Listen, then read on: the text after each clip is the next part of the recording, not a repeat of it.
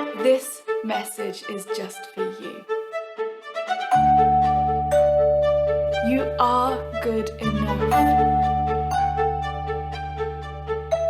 This is the episode for you.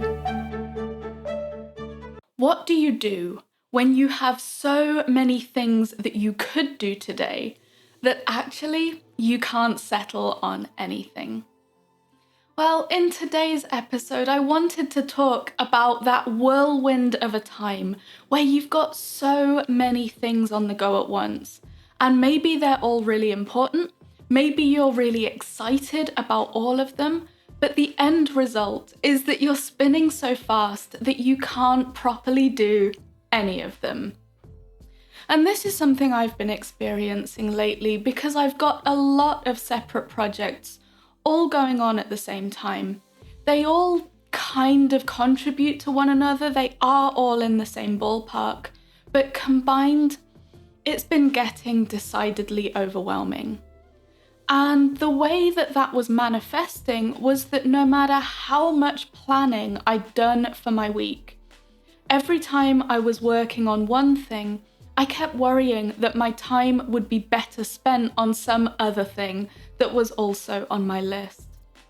And so I could never get into flow state because I was constantly breaking my own concentration by analysing and overthinking and questioning myself.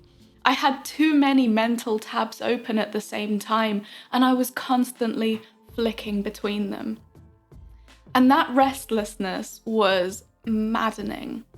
The trouble was the very pressure to do more meant that less got done, and that only intensified the sense of urgency, the sense of frustration, and the cycle continued. And so the solution for me has been something that I now call patchwork days. It's a term I coined for just patching together lots of short activities, and it's making things so much easier for me, so I thought I'd tell you all about it. Patchwork days mean I know that I can't sit with anything, and I accept that. So I'm not going to plan to do anything for longer than 20 minutes at a time. So I make a list of the tasks that I want to do, but never more than 6, and I commit to doing as many of them as I can for just 20 minutes each. If I haven't got into the flow of a particular one after 20 minutes, I stop and I move on to another task on the list. Specifically, I choose the one that is the most different on the list from the one that I was struggling on.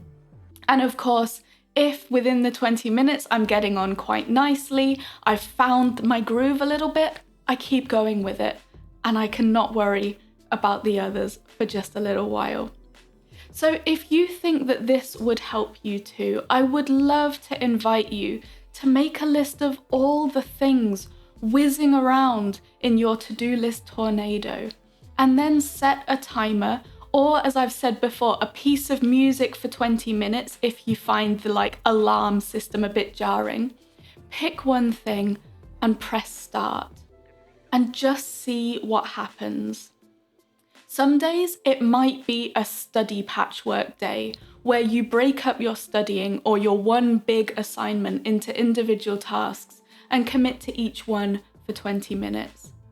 Other days it might be a whole life patchwork day where it's a mix of everything from studying tasks to things you want to read, to household chores, to admin, and self-care things like going for a quick walk can go on the list as well. And for me, it's been so helpful as a means of taking the pressure off.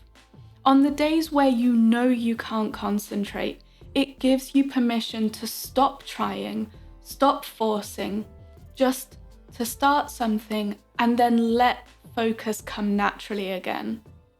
Because action begets action, and at least you're doing something. And you might well find that without that pressure, after the 20 minutes is up, something does stick and you want to keep doing it. If that doesn't happen, you've taken small steps and you've made progress on lots of the things that were cluttering up your mind. You don't have to keep forcing yourself to stick to the plan, language learners. It's okay to do whatever you can to give yourself the best chance today. And that includes meeting yourself where you're at and adapting to what you need. If there's anything that you're trying particularly hard to get done and you need some encouragement, tell us in the comments below, and we will leave so many messages of encouragement and support to help get you through it. Have a wonderful day, and I'll see you back here tomorrow.